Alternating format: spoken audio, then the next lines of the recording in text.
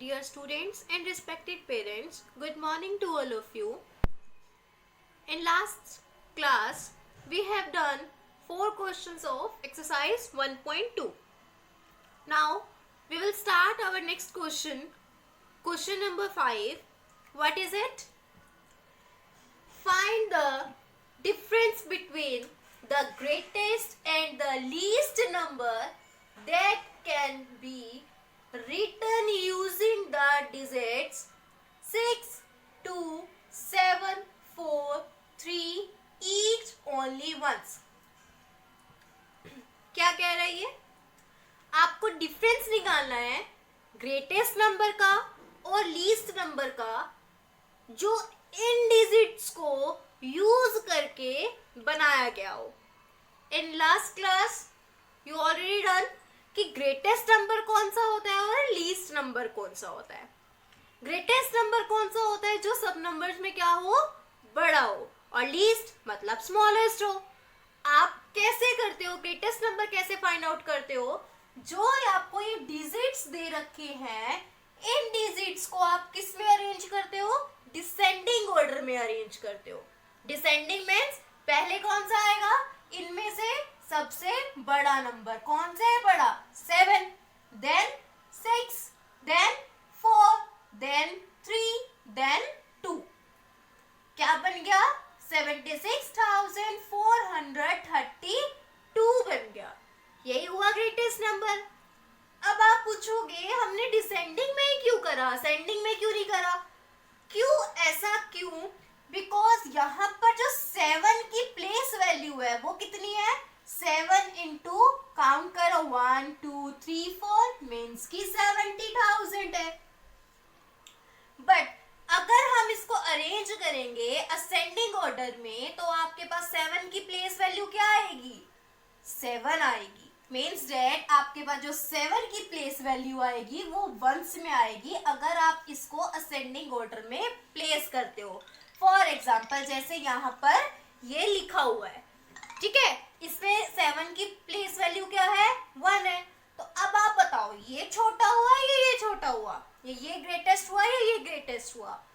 Of course ये ही greatest होगा. इसलिए हम हमेशा प्लेस वैल्यू को देखते हुए ग्रेटेस्ट नंबर और स्मॉलेस्ट नंबर फाइंड आउट करते हैं by using the digits which are given to us. Clear? So greatest number is this and the smallest number is 23,467. अब क्वेश्चन में पूछा गया है find out the difference between. What's the meaning of difference? Difference means subtraction. आप क्या करोगे? Greatest में से स्मॉलेस्ट को क्या कर दोगे? सब्ट्रैक्ट कर दोगे. सब्ट्रैक्ट करने के बाद क्या आएगा? 52,965. So the difference between greatest and least number is 52,965. Now next question, question number 6. A machine on an average manufactures 2,825 screws a day. एक मशीन पर डे मीन्स एक दिन के अंदर 2,825 screws मैन्युफैक्चर करती है, बनाती है. How many days screws did it produce in the month of January 2006? उसने 2006 में जनवरी के मंथ में कितने स्क्रूज बनाए थे? कैसे निकलेगा? उसने वन डे में कितने बना दिए? वो 2,825. और जनवरी के मंथ में कितने डेज होते हैं? कितने डेज होते हैं? 31 डेज होते हैं. क्लियर? तो 31 डेज में कितने बनाएगी? आप क्या कर दोगे? दोनों को मल्टीप्लाई कर दोगे. For example let me take an example.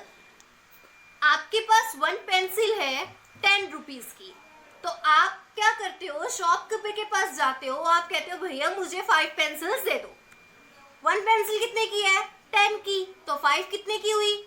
50 की. मीन्स दैट आपके पास 1 पेंसिल थी 10 की, तो 5 कितने की हुई? 10 इंटू 5 मीन्स की 50. आपने क्या किया? मल्टीप्लाई किया ना. कभी एक जब कुछ दे रखा हो, गिवन हो और आपको ज्यादा निकालने हो तो आप क्या करते हो, उसको मल्टीप्लाई करते हो। 1 डे के लिए इतने स्क्रूज थे तो 31 डेज के लिए कैसे निकलेंगे, मल्टीप्लाई करके आप फाइंड आउट करोगे। जब हमने दोनों को मल्टीप्लाई करा तो कितना आया, 87,575 आया। मीन्स दैट जो month of January 2006 machine produced 87,575 screws. Clear? Now, our next question is question number 7. What is it? A merchant had rupees 78,592 with her. She placed an order for purchasing 40 radio sets at rupees 1200 each. How much money will remain with her after the purchase? क्या कह रहा है ये, एक merchant है, उसके पास है 78,592 rupees है। ओके, उसने क्या किया, उसने एक ऑर्डर प्लेस किया 40 रेडियो सेट्स का, जो एक रेडियो सेट कितने रुपए का है, 1200 का है, बट उसको कितने चाहिए, 40 चाहिए। How much money will remain with her after the purchase? आपको क्या बताना है, खरीदारी के बाद उसके पास कितनी मनी रह गई है। Clear? We take an example. For example, आपकी मदर ने, आपकी मम्मा ने आपको 100 रुपीज दिए।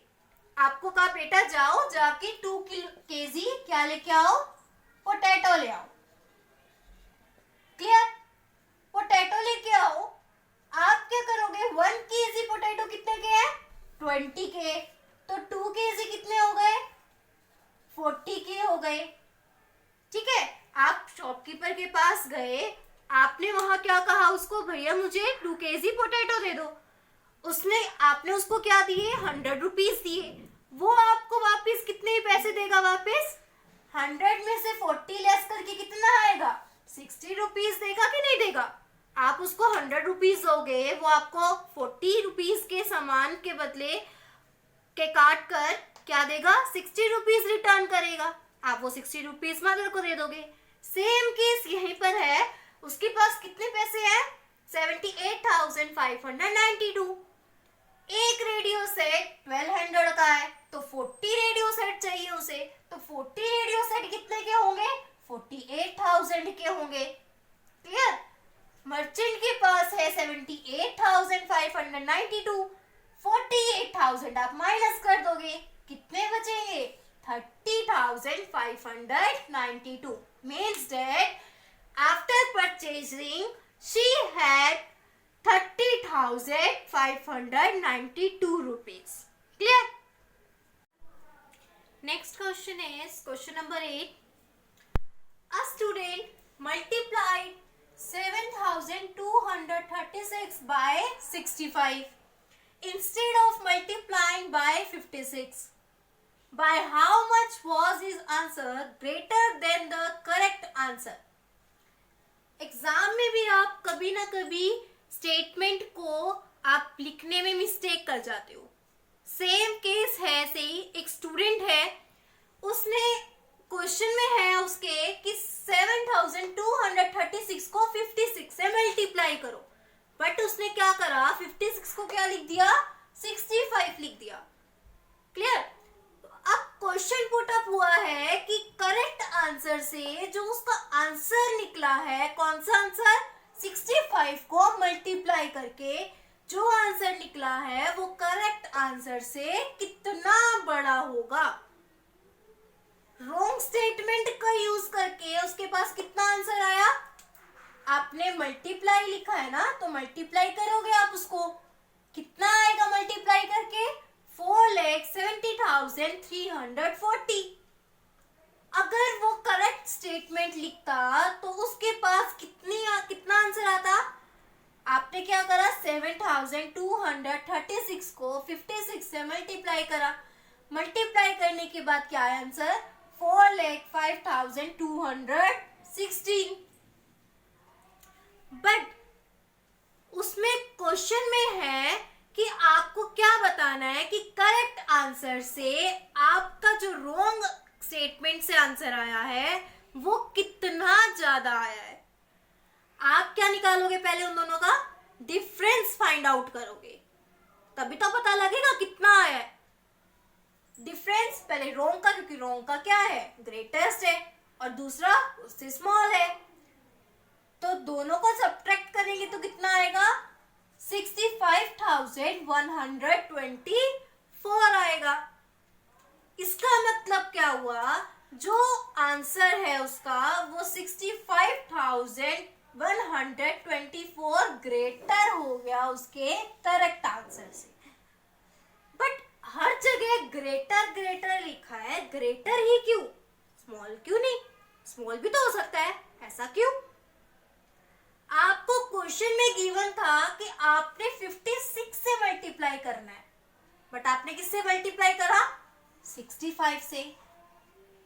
56 is smaller than 65, yes or no? Yes, 56 65 से छोटा है, तो ऑब्वियसली बात है अगर किसी छोटे नंबर को मल्टीप्लाई करे सेम डिजिट से, सेम नंबर से, और उसी सेम नंबर से अगर हम बड़े के साथ करें तो आंसर डिफर आता है, ग्रेटर आता है, स्मॉलेस्ट आता है। Let me take an example.